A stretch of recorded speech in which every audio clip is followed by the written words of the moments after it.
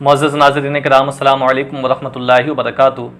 बहुत से इस्लामी भाइयों का यह सवाल था कि जनाब हम अपने क़ुरबानी के जानवर में अपने बच्चों की जानिब से अक़ीक़ा करना चाहते हैं, क्या हम उसमें अक़ीक़े का हिस्सा शामिल कर सकते हैं या नहीं। तो अक़ीक़ा जो किया जाता है वो बच्चे की पैदाइश के 7वें दिन किया जाता है।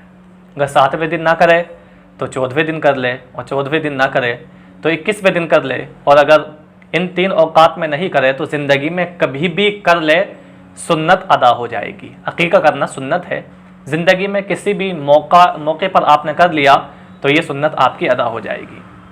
अब किसी इंसान ने जानवर लिया और वो ये चाहता है कि मैं अपने किसी बच्चे का अक़ीक़ा इसमें कर लूँ, तो उसका तरीक़ा ये होगा कि अगर वो अक़ीक़ा कर रहा है और जिसका अक़ीक़ा कर रहा है वो मर्द, तो मर्द के लिए 2 हिस्से करना बेहतर है। मुस्तहब तरीक़ा यही है कि मर्द के लिए 2 हिस्से करे, और अगर किसी खातून के लिए कर रहा है, किसी बेटी या बच्ची के लिए अपनी कर रहा है वो, या अपनी बीवी शरीक हयात के लिए कर रहा है, तो उसके लिए 1 हिस्सा है।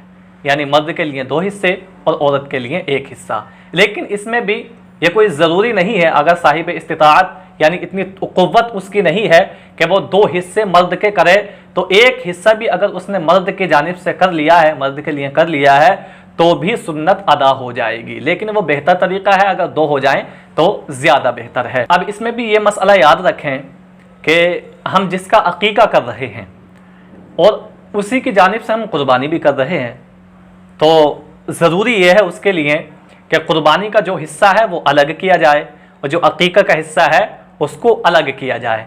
ऐसा ना हो कि उसी को क़ुरबानी का नाम दे दिया जाए और उसी में अक़ीक़ा हो जाए। ऐसा अगर किसी ने कर लिया है तो उसका अक़ीक़ा नहीं होगा। यानी नियत जो होनी चाहिए और तो वो यही होनी चाहिए कि अक़ीक़े का जो हिस्सा है वो हम अलग कर रहे हैं और क़ुरबानी का जो हिस्सा है उसको हम अलग कर रहे हैं। बहरहाल अक़ीक़ा करना ये सुन्नत मुस्तफ़ा है, क्योंकि रसूल पाक सल्लल्लाहु अलैहि वसल्लम ने भी हज़रत इमाम हसन और इमाम हुसैन का अक़ीक़ा किया। नबी कौनैन सल्लल्लाहु ताला अलैहि वसल्लम ने जब अक़ीक़ा किया तो हज़रत इमाम हसन और इमाम हुसैन के इन दोनों के नवासों के आपने बालों को मुंडाया, क्योंकि बाल मुंडाना भी ये सुन्नत है। तो बाल आपने मुंडाए और मुंडने के बाद में जितने बाल थे उन बालों के वज़न की मिक़दार आपने गरीबों में चांदी तकसीम कर दी। तो चांदी तकसीम करना ये भी रसूल पाक सल्लल्लाहु अलैहि वसल्लम की सुन्नत है।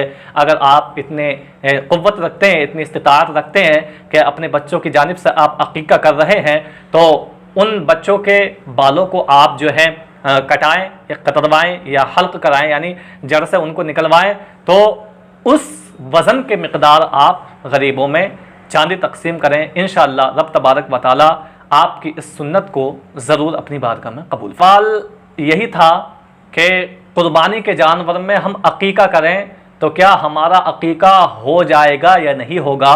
तो अक़ीक़ा आप क़ुरबानी के जानवर में कर रहे हैं तो आपका अक़ीक़ा हो जाएगा, लेकिन हिस्से दोनों के अलग अलग रहेंगे, क़ुरबानी का अलग और अक़ीक़े का अलग।